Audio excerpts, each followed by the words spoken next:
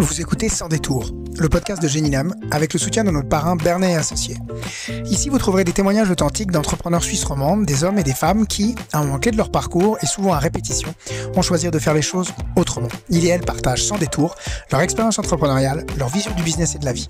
Je m'appelle Cyril Delerval, coach au sein de l'association Géninam, et avec mon camarade Laurent Bernet, nous vous proposons d'entrer avec nous, sans a priori, dans le monde fascinant des entrepreneurs. Et aujourd'hui, nous avons le plaisir d'accueillir Adam Saïd, cofondateur d'Ace & Company, une société qui fait de l'investissement à Genève et dans le monde entier. Adam nous racontera son parcours d'entrepreneur depuis ses études aux États-Unis jusqu'à la création d'une entreprise prospère, gérant plus de 1,8 milliard de francs dans différents stades du private equity, que ce soit le monde du VC, du capital de croissance, mais également dans le secondaire. On parle risque, croissance, levée de fonds et innovation du progrès. Alors bonjour Adam, Bonjour. Merci de nous recevoir. Est-ce que tu peux nous dire qui tu es ? Déjà un plaisir d'être avec vous aujourd'hui. Moi, je suis Adam Saïd. Je suis genevois, né à Genève, grandi à Genève. J'ai fait ma scolarité ici jusqu'à mon baccalauréat français.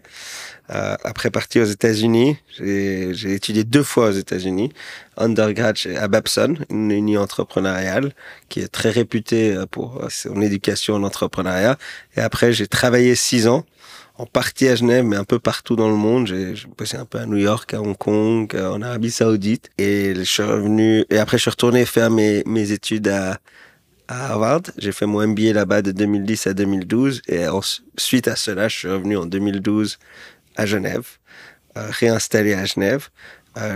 Important de le noter, j'avais déjà commencé une petite compagnie avant mon MBA à Genève qui s'appelait Ace & Company, où on faisait de la recherche sur des investissements privés, non cotés, et des analyses de portefeuille aussi. Et quand je suis revenu en 2012, on a décidé de positionner Ace & Company comme une boutique de private equity. C'était un marché où on voyait qui était naissant et qui grandissait beaucoup et qui était peu présent à Genève ou dans le monde, même en Suisse. Il y avait quelques acteurs en Suisse alémanique, mais très peu en Suisse romande. Et on s'est basé ici, on a grandi ici et on a commencé à lancer des fonds dès 2012. Et on a bien grandi la boîte depuis lors. Maintenant, on est près d'une 50aine de personnes, donc de collaborateurs. On a plus d'1,8 milliard sous gestion, ce qui est assez gros pour notre parcours, mais très petit dans l'industrie. Donc, on a encore beaucoup de marge de croissance. Et on a 4 bureaux, dont Genève, le Caire pour tout ce qui est back-office, Londres et New York pour tout ce qui est front, avec surtout pour le sourcing d'investissement. Entre tes deux parcours universitaires, tu nous as dit que tu as travaillé, tu as fait quoi ?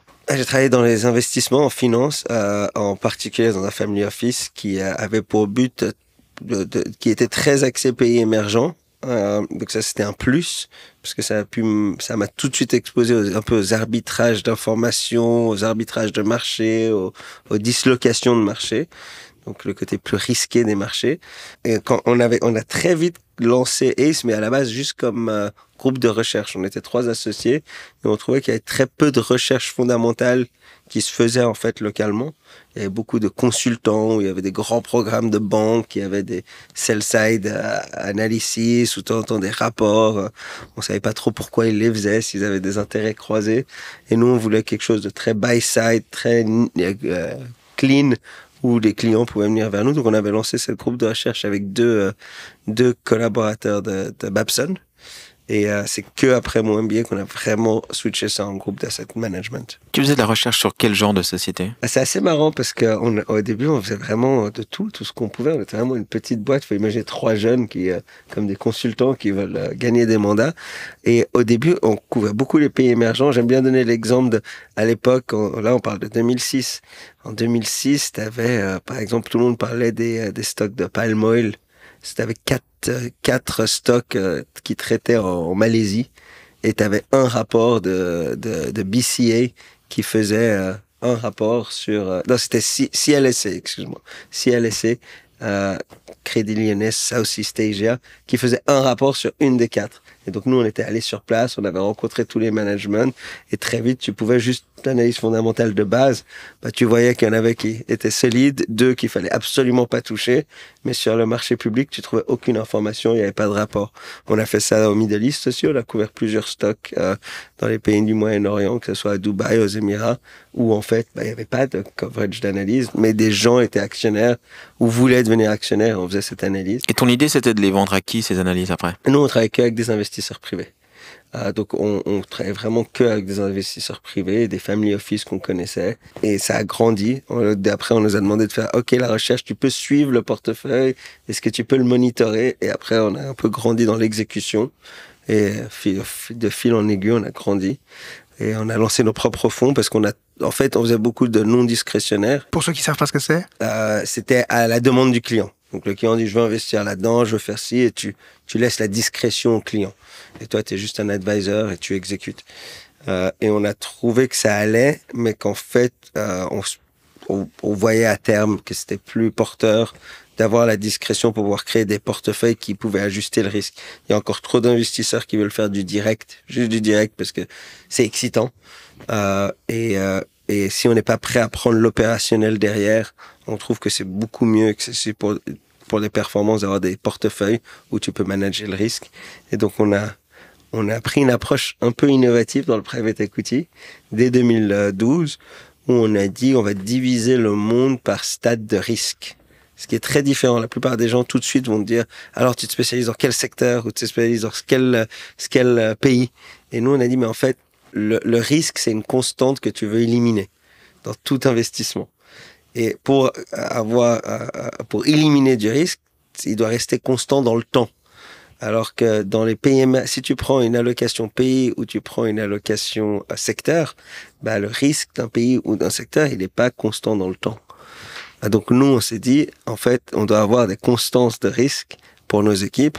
Donc on a divisé le monde de l'investissement par stade logique, on va dire. Et on a trouvé que le stade de développement des sociétés était le meilleur moyen de screener les opportunités. Et donc, on a tout de suite créé 3 équipes, ce qui était vraiment atypique. On avait une équipe de secondaire qui fait tout ce qui est arbitrage de valeur. On a une équipe de buyout qui fait tout ce qui est en français fusion-acquisition. Donc ça, c'est des sociétés établies qui sont profitables et tu prends des participations dans ces sociétés. Et on avait une équipe capital risque qui faisait tout ce qui est venture, gross investment. Et ça nous a permis en fait de grandir les 3 pôles en parallèle, en étant agnostique par secteur ou par région, en trouvant celle qui était le plus opportun pour chaque niveau de risque. Et c'est comme ça qu'on a grandi. Et on a jusqu'à aujourd'hui nos 3 stratégies. Et peut-être tu peux nous dire, c'était quoi le premier investissement de Ace alors? Tout premier investissement, ça remonte. Je crois qu'on avait fait premier investissement direct. Et en fait, il y en avait 2. Il y en avait un en Asie où on avait fait c'était l'outsourcing de systèmes de sécurité pour les autos en Chine. Donc, c'était une société qui faisait des systèmes de sécurité pour les compagnies automobiles et qui grandissait beaucoup en Chine. On a investi là-dedans. On est sorti assez rapidement parce qu'il y a une dispute entre le partenaire et l'acteur chinois. On a une offre de rachat en multiple, pas incroyable, mais intéressant. On est sorti.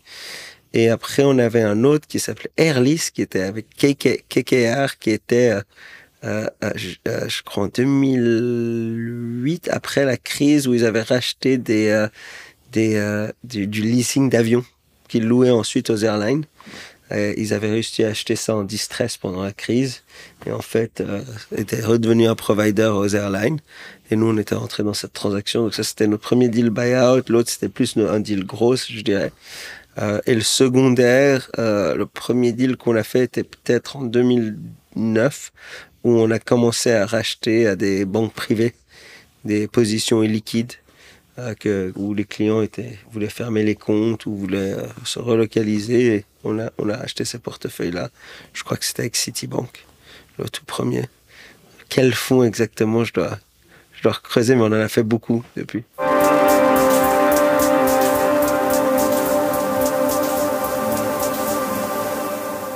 On entend, c'est un métier assez technique, où il y a beaucoup d'anglicisme, et puis on comprend aussi ouais, l'aspect global hein, qui vous amène à faire des investissements dans beaucoup d'endroits. Pourtant, c'est ceux qui te connaissent, ils savent que tu as un attachement très fort à Genève et à la Suisse. Comment est-ce que Ace gère justement cet attachement vous investissez de manière un peu plus significative en Suisse, un peu moins Alors, il n'y a pas de règles strictes là-dessus. Aujourd'hui, on a 8% de notre portefeuille à travers toutes les activités qui est en Suisse, qui est beaucoup plus conséquent que la plupart des groupes globaux. À la limite, si vous arrivez à 10-20% en Europe, c'est déjà beaucoup. 8% en Suisse, c'est énorme. Ça, c'est parce que c'est notre base. Je pense pas qu'il y a de raison structurelle, même si moi, personnellement, j'ai une passion pour la Suisse et que je crois qu'il y a des leviers très forts qu'on doit mettre en avant et qu'on peut utiliser, qui sont porteurs. Lesquels? Ça, c'est vraiment mon point de vue. C'est pas forcément Ace. Pour moi, il y a deux types d'innovation dans le monde. Il y a l'innovation du changement et l'innovation du progrès. L'innovation du changement, c'est je casse tout et on recommence à zéro. C'est je détrône les incumbents, on part en guerre, c'est pas grave des dégâts, on va tout changer. L'innovation du progrès, c'est je prends ce qui existe et je l'améliore petit à petit, de manière constante. Et si on regarde ces deux pôles d'innovation, clairement, les États-Unis sont les leaders mondiaux dans tout ce qui est l'innovation du changement. C'est la culture américaine. Si vous sortez de l'Uni et vous dites I'm gonna take down Microsoft ou je vais détruire Microsoft, les gens vous applaudissent et vous disent allez, vas-y, on y va tous ensemble. Et on va vous donner autant de millions que vous voulez pour ça, même si vous prenez que 1% du marché de Microsoft. L'autre pôle du progrès, je pense que la Suisse est le leader au niveau mondial de l'innovation du progrès. C'est inattendu. Les gens, souvent, on pense à l'innovation que par le changement, mais le progrès est essentiel. Donc, tout ce qui est recherche dans les médicaments, même on a la plus grande cimenterie du monde ici. Pourquoi? Parce que c'est une industrie qui évolue que marginalement chaque année. Les montres, marginalement chaque année. La recherche dans les molécules, marginalement chaque année. Et il y a des industries qui ont besoin de ça. Donc, on a besoin des deux mondes. Ça bouge à des rythmes différents. La Suisse est leader dans l'innovation du progrès. Et je pense que c'est une vraie force.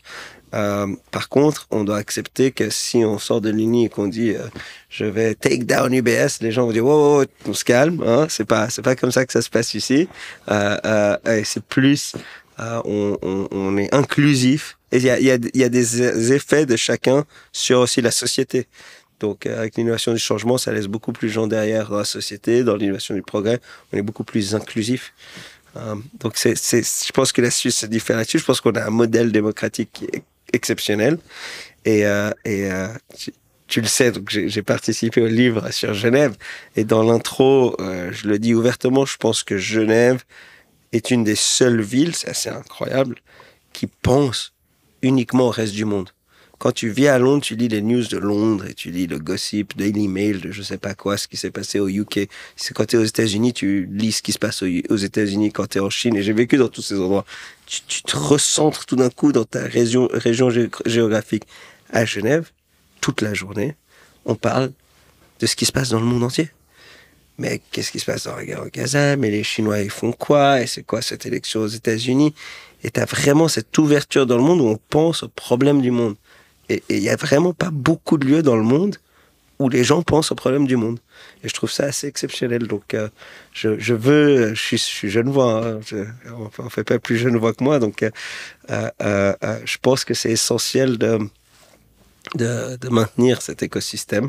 Il a ses défauts, clairement, on peut en parler aussi, mais c'est comme ça que je vois Genève. Et la Suisse dans son entièreté. J'avais peut-être envie de revenir juste sur une petite phrase que tu as dit. Tu as dit, c'est mon point de vue, pas forcément celui de Ace. Peut-être explique-nous comment vous fonctionnez ici et quel est ton rôle ici chez Ace. Alors, on est des partenaires chez Ace. On a un partenaire qui gère chaque activité. Donc, on a des partenaires d'investissement qui s'occupent.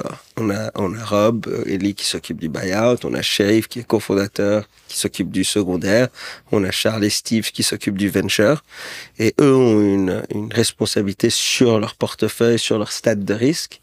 Après, on a deux partenaires qu'on appelle opérationnels, qui est notre ex-CFO Sally, qui est maintenant managing partner, et Mazen Daou qui s'occupe de tout ce qui est relations et solutions pour les investisseurs. Et en fait, ensemble, on est presque comme un collège. On a chacun notre realm d'activité, mais après, on prend des décisions collectivement pour le groupe. Et donc, par rapport à ta question, aujourd'hui, moi, c'est mon point de vue sur la Suisse. On a une grande activité ici. On est beaucoup. On est, sur les 4 bureaux, le plus grand, c'est clairement celui de Genève. Mais ça n'engage que moi, ce point de vue. Si tu demandes à Rob qui s'occupe du buyout, il dit, ah oui, on a fait un deal buyout en Suisse dans chacun de nos fonds, plus ou moins. C'est pas on purpose, c'est pas fait exprès, mais c'est le cas. On a fait SIG quand Onex Capital a racheté SIG, qui est la boîte des bouteilles en métal. Quand le fonds canadien les a rachetés, on est rentré dans ce deal avec eux. Quand Global Blue a été racheté par Silver Lake et Partners Group, on a aussi participé à ce deal. Donc, on va participer à des buyouts. Mais si tu demandes à Rob, est-ce que la Suisse est mieux comme région d'investissement que l'Allemagne, il regardera deal by deal. Il va pas le regarder, il va pas faire un call macro sur un pays. Il va regarder la compagnie elle-même, est-ce qu'elle est intéressante, est-ce que l'investissement est intéressant. Donc, il y a peut-être un petit bias suisse parce qu'on arrive à 8%. Moi, personnellement, j'impacte ça peut-être un peu. En fait, que ça soit au niveau du secondaire ou du buyout, mais surtout au niveau du venture, où je pense qu'on a aujourd'hui un écosystème qui se développe dans l'innovation du progrès qui est assez exceptionnel. Et donc, on a décidé pour notre 4e fonds venture de le focuser sur l'écosystème suisse. Donc, on peut faire des choix comme ça, mais ça va être des choix temporels, ça va pas à nouveau, ça implique que moi et quelques partenaires, pas forcément tout le monde. Si vous regardez une stratégie secondaire, on n'est pas forcément en train d'acheter plus d'assets suisses que d'autres. Alors parlons peut-être de ce fonds Venture Suisse. Tu peux nous expliquer ce que c'est ? Oui, alors donc on a les 3 stratégies de ACE. On a toujours une stratégie capital risque. On avait 2 premiers fonds qui étaient que du early stage global. On a travaillé avec Y Combinator très très tôt. On a travaillé avec Techstar, beaucoup d'incubateurs au niveau global. Donc, on a fait du seed, ça s'est bien développé. Notre fonds 1 a bien performé, notre fonds 2 a bien performé, notre fonds 3, on a shifté un peu dans du late stage. Et ça a été beaucoup plus difficile. Et on a décidé pour le fonds 4 de se recentrer sur nos forces. Et on a trouvé 2 choses. Un, que le seed et le early stage, on savait faire bien, qu'on avait vraiment un historique, un network d'entrepreneurs assez incroyable. Et 2, au niveau de l'écosystème suisse, quand on a commencé il y a 10 ans, il était pas assez large pour vraiment avoir une stratégie dédiée, mais qu'aujourd'hui, on voyait qu'il y avait une vraie opportunité dans l'écosystème suisse. 2 choses pour clarifier ça. 1, pour nous, l'écosystème, c'est pas la Suisse dans ses frontières. On veut pas faire un fonds de développement gouvernemental suisse. Il y a beaucoup de talents, de gens éduqués en Suisse qui vont créer des sociétés à l'étranger, des étrangers qui viennent en Suisse pour s'éduquer et ensuite lancent des sociétés ici. Donc, on veut vraiment suivre tout l'écosystème. On a un système de référencement assez fort aussi. Et deuxièmement, on s'est focusé sur ce qui manquait en Suisse. Et clairement, il manque de l'expérience opérationnelle dans le scaling. Les boîtes se développent bien dans les early stage, mais dès qu'elles doivent scaler, c'est très difficile. Donc, on a engagé un nouveau partenaire, Steve Salam, qui nous a rejoint déjà il y a 2 ans. On a vraiment passé beaucoup de temps à réfléchir à la stratégie avec lui. Et on lui apporte un vrai axe opérationnel pour soutenir les entrepreneurs au stade où on veut rentrer, qui est vraiment série A, seed série A, à grandir, à faire ses choix. Et donc, on veut vraiment trouver les outliers, comme on dit. On va pas essayer de faire le fonds de développement et on veut vraiment trouver les sociétés où on pense peuvent vraiment faire des retours extraordinaires et les soutenir, que ce soit localement ou dans leur expansion à l'étranger. Parce que beaucoup des sociétés suisses, elles doivent se demander ça rapidement, comment attaquer l'étranger. Peut-être ce qui pourrait être intéressant, c'est que tu nous expliques un peu comment est le processus pour faire ses choix, quels sont un peu les critères pour qu'on comprenne bien un peu sur quel angle vous attaquez ce genre de problème. Alors ça va dépendre de la stratégie. Je vais faire un résumé un peu global. J'ai géré les comités d'investissement de ACE depuis plus de 10 ans. Donc, tous ces processus, que ce soit à l'interne ou à l'affinement, je dois les expliquer, les réguler. C'est un travail en continu. Nous, on a toujours eu une approche vraiment de funnel top-down avec une approche qui est où on laisse les équipes faire le screening. Donc, on essaie d'avoir le plus d'opportunités qui rentrent dans le top of the funnel. Ça, c'est du sourcing qui va dépendre par stratégie. Je pense qu'on veut se focuser sur le venture aujourd'hui. Donc, par exemple, on va créer des écosystèmes dans lesquels on va se plugger, que ce soit les universités, que ce soit d'autres fonds, que ce soit des banques, que ce soit des advisors, qui vont nous apporter toutes les opportunités qu'on peut au top of the funnel. Donc, tous les entrepreneurs qui lèvent de l'argent, vous recevez le dossier. On va essayer de recevoir les dossiers, s'assurer d'être dans in the know. Ça, c'est le premier point. Le deuxième critère qu'on va avoir, le premier fil que les équipes font, c'est est-ce que ça rentre, et on fait 2 fois par an une analyse de thématiques assez profonde, de quelle thématique nous intéresse, où est-ce qu'on veut se pencher, est-ce que ça rentre dans nos thématiques et nos priorités. Et le deuxième fil qui met tout de suite, c'est la qualité de l'entrepreneur. Quelle référence est-ce que je peux avoir sur la qualité de l'entrepreneur? Et je pense que les dossiers qui passent ces 2 stades vont être analysés. Ensuite, on a 3 stades au niveau du venture de due diligence. Le premier, c'est ce que j'appelle l'initial assessment, où en fait, les équipes doivent résumer l'opportunité avec les gros axes.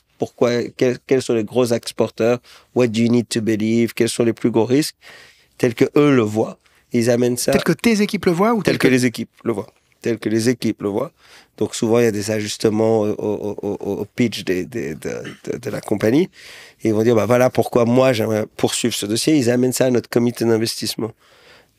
On insiste pour que ça vienne assez tôt, parce que je veux que le comité d'investissement, très tôt, puisse donner des non-starters ou des choses qui ne vont pas du tout ou qui vont bloquer le deal et des sujets de due diligence. Donc très tôt, le comité va dire, bah, si tu veux avancer là-dessus, nous, on veut ça, il faut que tu élimines ce risque, je comprends pas pourquoi ce fondateur est avec ce fondateur.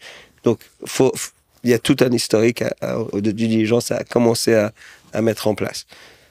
Ensuite, on a le 3e stade, je vais revenir le 3e stade qui est le IR, le Investment Report, où là, les équipes doivent venir avec vraiment toute l'analyse complète, la due diligence pour un vote. Entre deux, on a quelque chose qu'on appelle un interim IC, où les équipes peuvent venir soit pour tester des points de due diligence avec l'IC, soit, dans certains cas, même inviter les fondateurs à pitcher au comité d'investissement. On est 3, donc 3 internes et 2 externes, ce qui nous permet d'avoir aussi un avis externe. Et c'est assez utile. Donc ça, c'est notre processus. On voit des centaines de deals par stratégie au top of the funnel. Je dirais que sur une année, il y a peut-être une vingtaine, trentaine de deals qui rentrent dans le IA. Et si on en exécute 3, 4, c'est bien. Sur combien au départ? Tu dis, vous voyez combien de dossiers à peu Ça près? dépend pas, stratégie. Non, mais si on reste sur la venture. On est plusieurs centaines. Je dirais, pas aussi haut que le buyout. Buyout, on est autour de 300, 400 deals par an qu'on reçoit. En venture, on doit être autour des 200 deals qualifiés qui rentrent dans les critères. Je compte pas là-dedans un deal au Brésil qui a rien à voir avec un entrepreneur suisse. Et puis peut-être aussi juste, si c'est possible d'avoir l'information, quand vous choisissez une stratégie ou une thématique, vous la choisissez pour une année ou vous la choisissez sur une durée un peu plus longue? Elle reste, c'est un bon point. Et il y a toujours un tug of war entre le corporate et les équipes elles-mêmes, où les équipes veulent être plus flexibles, pouvoir changer plus rapidement, et on essaie de garder un cap. Et donc, je dirais qu'en général, les thématiques restent sur plusieurs années. Mais c'est bien de se challenger sur des périodes récurrentes, chaque 6 mois. Est-ce que quelque chose a changé? Est-ce qu'on veut faire un ajustement? Et de plus en plus, ce que Steve est en train de faire, ce qui est assez exceptionnel, c'est avoir des équipes qui sont de plus en plus spécialisées sur certaines thématiques. Donc, elles voient aussi leur marché évoluer et dire où est-ce qu'elle est vraiment l'opportunité là-dedans. Les thématiques pour le fonds Venture Suisse, c'est lesquelles? Donc, on avait vraiment une thématique autour de tout ce qui était, on va dire climate tech, mais aujourd'hui, c'est vraiment sur la décarbonisation. C'est une thématique dans laquelle on est assez profond. On a déjà 1 ou 2 compagnies dans ce domaine-là. On en avait une sur tout ce qui était fintech et on peut étendre ça un peu à la blockchain, mais cette thématique de désintermédiation des services financiers, ça, en raison aussi parce que la Suisse peut être forte là-dedans. On avait une thématique sur tout ce qui était, nous on appelle ça deep tech, mais ça inclut tout ce qui est material science, qui est peut-être des nouvelles sources d'énergie. Et là, à nouveau, sur les matériaux en Suisse, c'est assez avancé. On regarde plusieurs dossiers là-dedans. On n'a pas exécuté un là-dedans, parce que c'est souvent des très longs cycles, mais on pense qu'il va y avoir des belles innovations dans ce domaine. Et le dernier, c'était tout ce qui était AI and software. On pense plus au machine learning qu'au AI, mais dans ce domaine-là, on voit quelques leaders en Suisse qu'on pourrait backer. Peut-être, explique-nous un peu le processus. Bon, tu l'as déjà évoqué, mais ça dure combien de temps à peu près entre recevoir un dossier et puis peut-être investir ou décider de ne pas investir? Tu aurais une idée? Parce qu'on sait que souvent les startups, ils sont dans cette dynamique, ils n'ont pas le même problème que le tien, c'est-à-dire qu'eux, ils ont un problème de temps. Eux, ils ont besoin que ça aille vite parce qu'ils ont souvent des problèmes de liquidité et autres, alors que, évidemment, toi, le fonds, il n'a pas ce problème, enfin, ne devrait pas avoir ce problème. Et donc, il y a cet écart, des fois, et cette tension qu'on peut voir. On aime bien garder une ligne que le plus rapide qu'on puisse faire un deal, c'est 2 semaines. Et souvent, ça, c'est plus dans le buyout. Parce que ça nous arrive qu'il y a des deals pressés. Et on a 2 stades du IC. Donc, le plus rapide, c'est IA 1 semaine. IA la prochaine semaine. Ça veut sûrement dire que les équipes doivent travailler le week-end. Ça nous est déjà arrivé dans le venture d'avoir des processus comme ça pour des follow-on rounds ou des compagnies qu'on connaît. On était aussi Delphi, une série A. C'est arrivé récemment aussi avec une compagnie à nous. Donc, j'ai 2 semaines, c'est le plus court. La moyenne, elle est plus autour de, je dirais, 1 mois et demi, 2 mois. Et ça arrive d'avoir des deals qui prennent 4, 5, 6 mois. C'est plutôt rapide, je trouve, en fait. Parce que vous avez des processus très très établis, très clairs, et voilà. Ouais, non, et depuis le début de Ace, au moins depuis 2012, une de mes forces entrepreneuriales, c'est que je suis quelqu'un de très structuré, je suis quelqu'un de très ordonné, donc chez mes meetings, il y a des calendars, il y a des corporate calendars, les choses sont assez structurées, il y a des templates pour chaque mémo, pour chaque stade. Les équipes font un travail excellent aussi maintenant pour amener des nouvelles technologies, pour manager et monitorer tout leur travail. Mais c'est sûr que Ace, on est structuré depuis le tout début. On a souvent allié un asset manager indépendant ou un family office ou d'autres. Je pense que quand vous venez chez Ace Day to Day, vous vous rendez compte que c'est vraiment à l'opposé de ça. On est vraiment une société opérationnelle, vraiment de private equity. On a des processus très fermes et c'est ce qui fait notre force. J'ai cette blague à l'interne, je dis toujours... Plusieurs personnes qui viennent dans un bureau pour regarder un écran, c'est pas une compagnie, c'est un internet café. Pour que ça devienne une compagnie, il faut qu'il y ait des processus, il faut qu'il y ait un système organisationnel où les gens travaillent dans le même sens. Et donc, on est toujours à la recherche de comment être plus efficace. Mais on se rend compte que chaque stratégie a besoin de sa liberté, parce que le buyout, c'est pas du secondaire, le secondaire, c'est pas du venture, le venture, c'est pas du buyout, et ainsi de suite. Et par contre, on garde des processus communs. Par exemple, on a un call de pipeline pour toutes les équipes pour simplifier les choses, pas qu'il y ait 3 calls en parallèle, et aussi pour le partage d'informations. Et c'est là qu'on voit qu'il y a énormément de valeur chez Ace. C'est que cette approche multistade ou multistage, qui était à la base faite pour le risque, pour le management du risque, aujourd'hui est une opportunité d'information.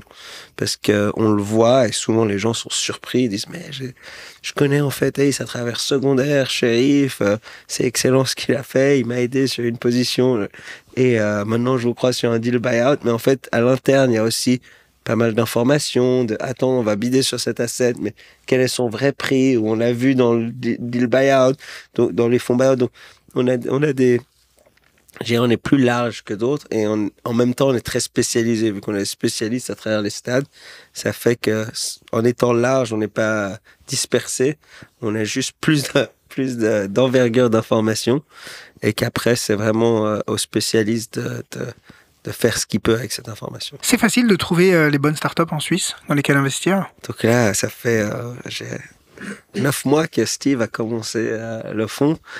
Facile, non. Qu'est-ce qui est difficile? Aujourd'hui, je dirais que c'est de s'assurer qu'il y a la bonne ambition.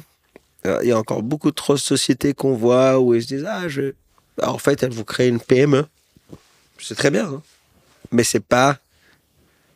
une PME n'est pas un bon investissement pour du capital tiers. Si mon but est d'avoir une société à 30, 40, 50 millions, c'est super. C'est très bien pour une vie, hein, c'est une réussite. Mais c'est pas une assez grande réussite pour vouloir prendre à sa charge, en tant qu'entrepreneur, du capital tiers. Vous voyez ce que je veux dire? 50 millions, c'est très bien pour une carrière, une équipe, et la valeur doit aller à cette équipe. Et donc, nous, ce qu'on cherche, c'est vraiment des sociétés dans lesquelles l'investissement peut porter ses fruits et donc peut aller beaucoup plus loin et où il y a de la valeur qui va bien plus loin que juste la valeur d'une PME.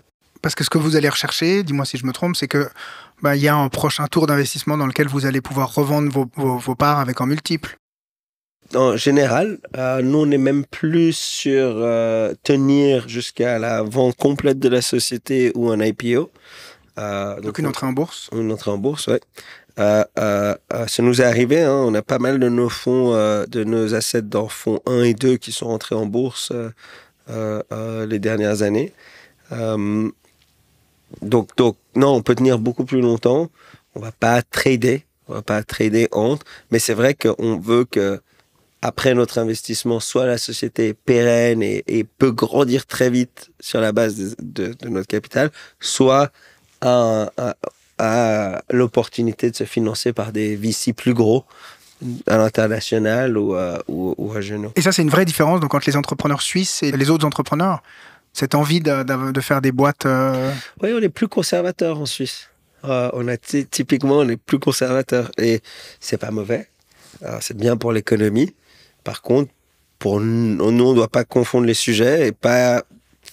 Il y a plein de business qui ont l'air très bien et qu'on pense vont bien faire, mais vont pas être assez gros pour justifier l'investissement. Ou l'opportunité, le potentiel ou l'ambition n'est pas assez large. Et on voit aujourd'hui qu'on apporte de la valeur déjà dans le marché parce que le positionnement du fonds qui est de soutenir ces sociétés à fort potentiel, tout d'un coup, les gens se posent la question. Certains entrepreneurs se disent « Ah, mais j'aurais pas... » Et donc, je pense que ça va évoluer dans les années à venir. Le plus d'acteurs comme nous il y a, le plus d'opportunités il y aura de croissance dans le marché. Et trop souvent, on va parler des qualités de la Suisse, mais les défauts de la Suisse, trop souvent, on va deux choses que les institutions suisses vont faire qui est absolument magnifique. Je suis sarcastique, hein. C'est elles vont donner des dizaines, des centaines de millions à des sociétés à l'étranger en se disant que l'étranger c'est mieux et elles vont oublier des sociétés locales. C'est complètement fou. Regardez qui a backé On. C'est des fonds américains. Pas les locaux. Par contre, UBS a investi sans dire de nom, d'autres ont investi des centaines de millions dans des compagnies indiennes comme Baidu ou Flipkart, où les investisseurs ont perdu de l'argent. Et tu te dis, mais pourquoi est-ce qu'une institution suisse investit tant d'argent à l'étranger et si peu localement? Donc ça, c'est la première chose qu'on va faire. Et la deuxième chose, c'est qu'on va faire des sortes de précarés, des institutions dans les institutions, où tout d'un coup, il va y avoir un fonds entre l'institution bancaire et l'institution poste et le gouvernement, et ils vont, eux, être les meilleurs investisseurs du pays, où il faut lancer un grand fonds. Ça devient un fonds administratif, bureaucratique qui n'a pas d'impact sur l'économie, alors qu'on doit sortir de ces précarés, on doit faire confiance à nos acteurs locaux. On le dit nous-mêmes, hein. De plus en plus, on commence à avoir des investisseurs locaux, mais ça nous a pris 10 ans. Et les plus gros backers ont été des internationaux qui ont super bien performé. Et maintenant, on voit que les institutions locales commencent à s'ouvrir aux acteurs locaux. C'est quoi leur frein à ces investissements? Donc, cet argent suisse qui part à l'étranger. C'est une culture du risque, c'est une culture du... comment dire? Je sais...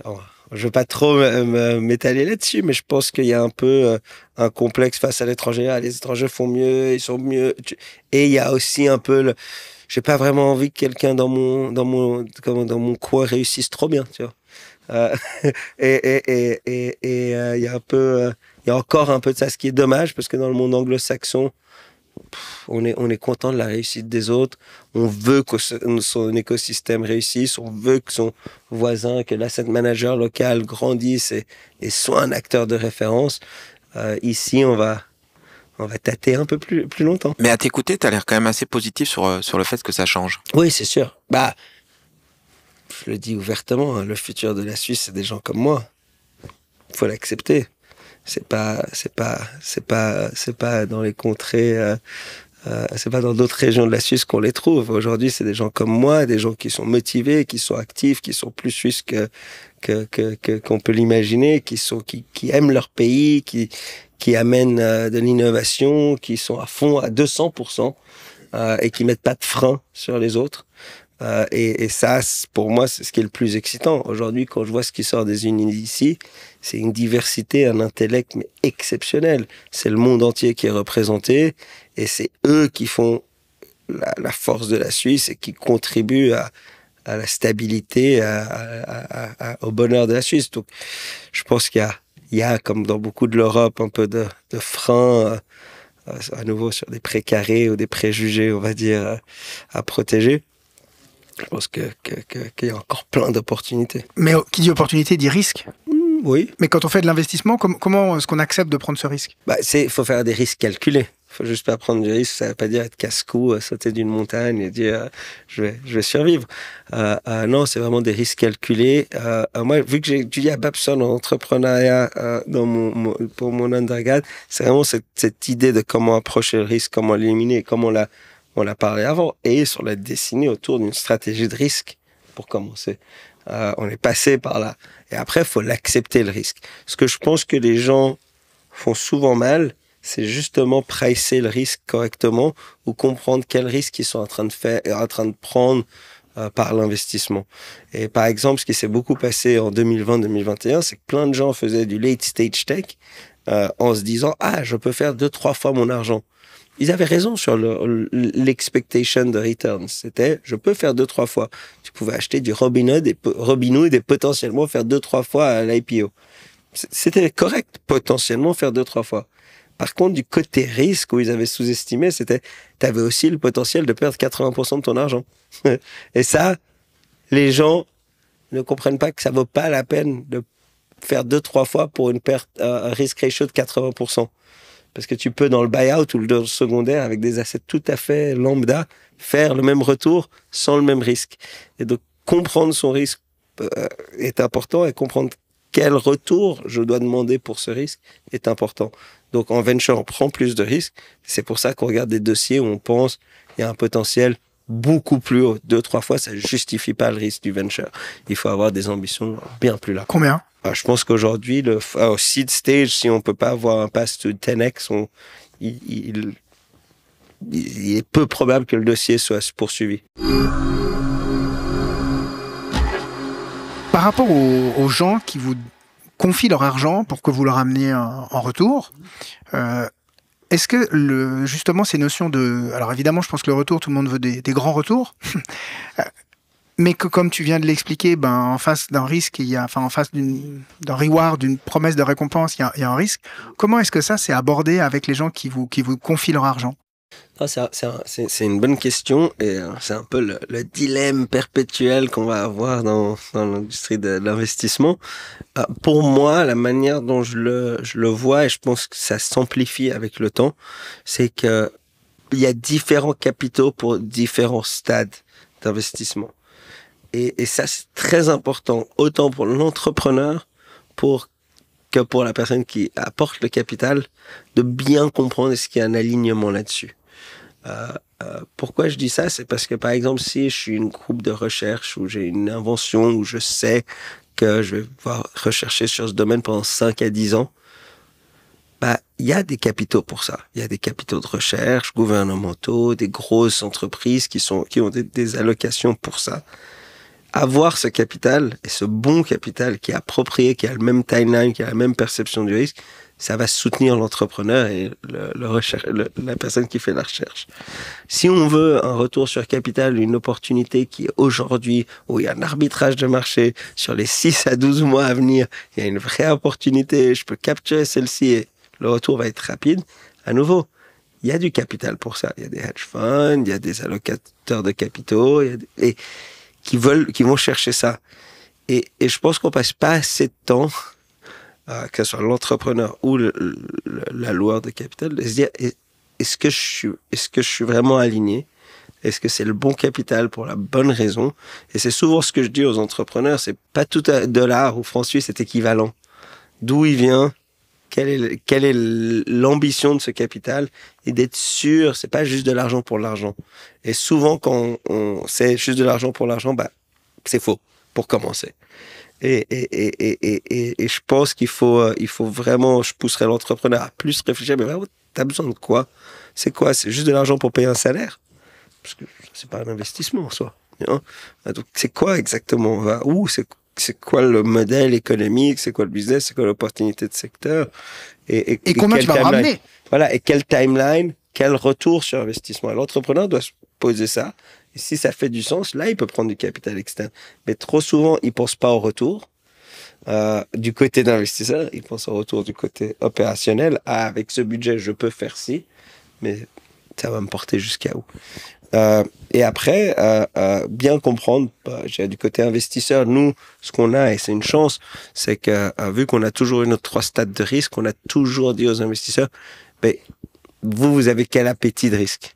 Et on sait qu'il y a des gens avec qui on travaille maintenant depuis des années qui vont que faire du secondaire avec nous. C'est ce qu'ils aiment, ils comprennent ça. C'est très bien, il y a un cash flow prédictible, il y a des retours prédictibles, c'est pas comme du venture. On a d'autres investisseurs qui disent, moi, je sais faire le secondaire, j'ai des portefeuilles très, très, très conservateurs et je veux juste une petite poche venture qui va prendre du risque, qui va pousser ses retours vers la hausse. Et donc, nous, on apprécie ça parce qu'on n'essaye pas de mettre tous les investisseurs dans le même panier. On dit quel risque pour qui? Et on avance comme ça. Top. Donc ça c'est le meilleur conseil que j'ai pour les deux camps. On entend souvent dans le monde des startups qu'il y a un peu un effet cascade. Elon Musk qui fait PayPal et puis grâce à l'argent qu'il a obtenu là, bah, il peut faire d'autres choses et ainsi de suite. Puis c'est vraiment comme une cascade. Ça pour l'instant, moi j'ai l'impression qu'on l'a pas vraiment eu en Suisse, mais que c'est quand même en train de changer avec justement des gens comme Steve dont tu parles, qui était chez. Tu veux peut-être présenter rapidement. Il était chez Uber. Moi j'ai quand même l'impression que les entrepreneurs suisses qui réussissent ou qui ont réussi, ils sont en train soit de revenir, soit de rester. C'est en train d'arriver. C'est notre opportunité d'aujourd'hui. C'est ce que je disais sur la génération, comme je disais, des gens comme moi ou des entrepreneurs de ma génération qui reviennent, qui ont eu certains succès. Et pourquoi tu penses qu'ils restent ou qu'ils reviennent et qu'est-ce que ça change? Ça change énormément. Donc déjà, tu as tout à fait raison, les écosystèmes se nourrissent de réussite. Donc une réussite comme PayPal ou une réussite comme Instagram, ça a vraiment porté ses fruits, démultiplier ensuite le nombre de réussites des équipes, des entrepreneurs, des gens qui sont partis de sociétés pour recommencer d'autres sociétés. Et que c'est vrai qu'en Suisse, on l'a pas eu. Je pense qu'on l'a eu à une époque plus industrielle. Je pense qu'il y avait une époque où il y avait des grosses industries qui se sont établies ici, qui ont fait après plein de petites niches dans les montres, dans le healthcare, et on l'a pas eu dans la tech. On l'a pas eu dans la tech. On s'est souvent cru trop petit et que c'était les Européens qui gagneraient. La réalité, c'est qu'on a des super universités, donc on peut gagner et on va gagner.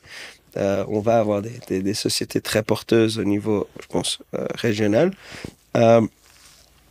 Mais pour revenir à ta question, pourquoi est-ce que les gens reviennent? Je pense qu'on a des attributs, on a des facteurs d'hygiène, de qualité de vie qui sont assez forts.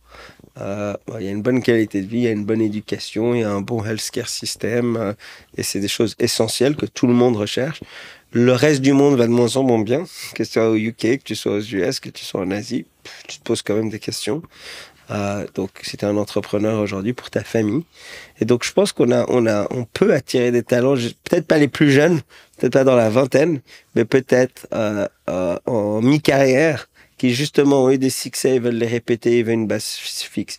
Mais on ne doit pas s'endormir sur nos lauriers et des votations comme on en a eu ce week-end à Genève, c'est presque criminel pour l'économie. Il n'y a aucune raison de vouloir taxer les entrepreneurs sur leur outil de travail. Mais bon, et donc ces conditions cadres sont essentielles. Faut les normaliser par rapport au reste du monde. On a un peu le syndrome de premier de classe de temps en temps à vouloir trop bien faire. Et je pense qu'on doit vraiment comprendre que l'économie aujourd'hui, elle va être portée par des innovations et des entrepreneurs et qu'on doit les soutenir. Donc voilà, je pense qu'il y a des vrais talents et qu'on peut les retenir, mais il faut vraiment travailler là-dessus. Et après, c'est aussi à nous, entre nous, de se coordonner, d'avoir des dîners, d'avoir des événements, d'avoir des occasions de se rencontrer. Et finalement, je pense le dernier point pour moi, c'est les institutions. Les institutions en Suisse, elles restent très sclérosées, elles restent un peu trop traditionnelles et elles doivent... Ce qui a fait la force de la Suisse il y a 100 ans, c'était tout son investissement dans l'économie réelle. Moi, je suis très déçu au niveau fédéral que pendant les dernières années, on n'a pas eu un plan d'infrastructure logique. On aurait pu le financer à des taux, mais même l'Autriche l'a fait. L'Autriche l'a fait. Et nous, la Suisse, on reste 20 ans en arrière avec une infrastructure qui est bien, mais qui est en train d'être complètement surpassée par le reste du monde, que ce soit au niveau des data, au niveau de l'infrastructure télécom, ou que ce soit au niveau de notre innovation, même dans les transports. La Chine est plus en avance sur nous aujourd'hui, sur la rapidité des transports, sur la connectivité de ces pays. C'est quand même fou. Donc pour moi, il y a un manque de stratégie au niveau fédéral. Et ça, c'est sur les investissements. Après, au niveau des institutions, comme je le disais avant, que ce soit les institutions financières ou les institutions corporate, d'aider l'écosystème local. Que UBS, je l'utilise comme exemple parce que maintenant c'est notre mastodon.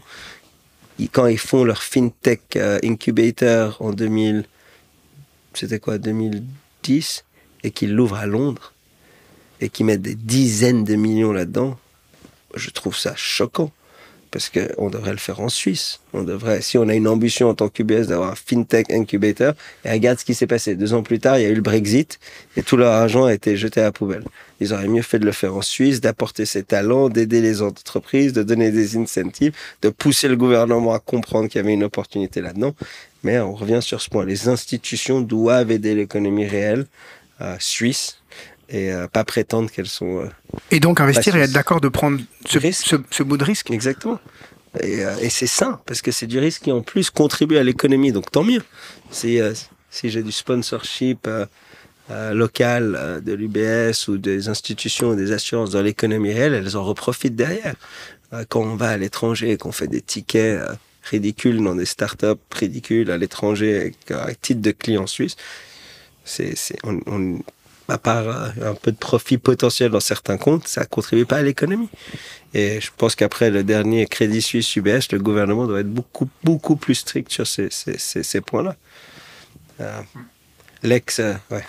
Je garde, non, ça je te le dis entre toi et moi, tu verras si tu veux le garder ou le couper, mais j'avais eu des senior managers de banque qui m'avaient dit mais on n'est plus une banque suisse. Okay. Parce que leurs assets sont à l'étranger, mais ils portent le nom suisse. Donc pour moi, c'est là qu'il y a un peu une détérioration où certaines entreprises suisses se disent globales aujourd'hui, mais elles doivent se rappeler où sont leurs racines et que c'est un virtuous circle qu'on doit nourrir pour le bien de l'économie et le bien de ces entreprises. Merci beaucoup de nous avoir reçus. C'est hyper précieux de t'entendre. J'avais encore juste une petite dernière question à te poser. Tu dis que tu représentes un peu l'avenir en fait, du venture en Suisse, et je suis tout à fait d'accord avec ça. On sait qui tu es, on parle souvent de toi, mais tu es pas si visible que ça, je trouve. Comment tu gères cette partie-là, cette partie de sollicitation que tu dois avoir et que tu gères très bien, je trouve. Déjà, merci de m'avoir accueilli. C'est un vrai plaisir d'être avec vous. Au niveau personnel, déjà, pour requalifier le terme, je pense que c'est des gens comme moi, des gens comme Steve, des gens de ma génération qui peuvent porter la Suisse dans les prochaines décennies. Le côté un peu privé, réservé, je reste suisse, donc on reste un tout petit peu timide. Je pense que je fais la part des choses en me disant que je suis toujours très content de parler de mon domaine d'expertise, de prendre position sur des sujets économiques, comme on le fait aujourd'hui, mais pas de la personne. J'ai pas envie de parler de moi. Moi, j'ai une vie privée qui va très bien. Je la préserve telle qu'elle est, qui est privée.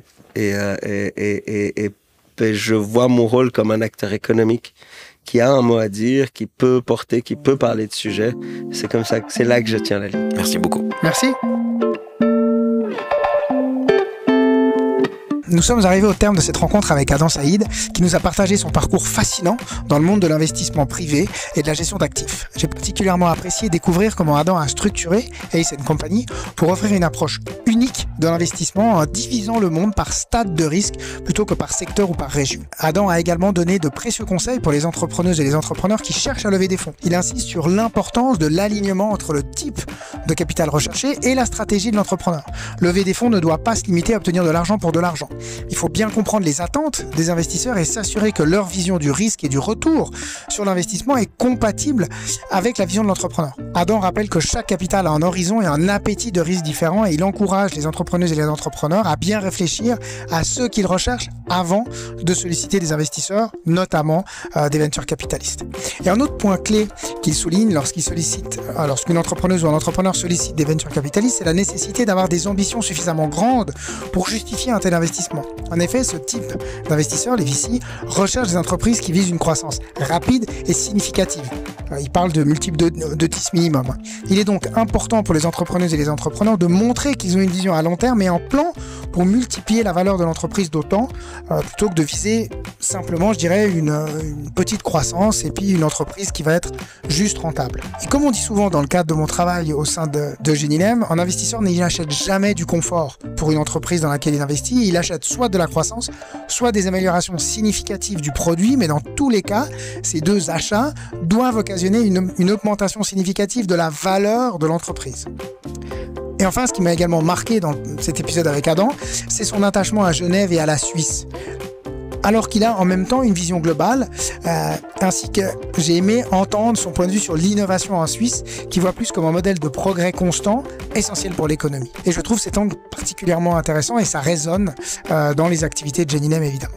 Et avant de conclure, si vous avez aimé cet épisode, ce qui devrait être le cas vu que vous écoutez encore jusqu'à la fin, n'hésitez pas à le partager avec 2 ou 3 de vos amis qui pourraient être intéressés. Le but, c'est de faire grandir notre communauté et de continuer de pouvoir inviter et recevoir des invités intéressants. Et enfin, si vous voulez rester informé de l'entrepreneuriat dans les cantons de Genève et Vaud, abonnez-vous à la newsletter mensuelle de Genilem via notre site internet genilem.ch.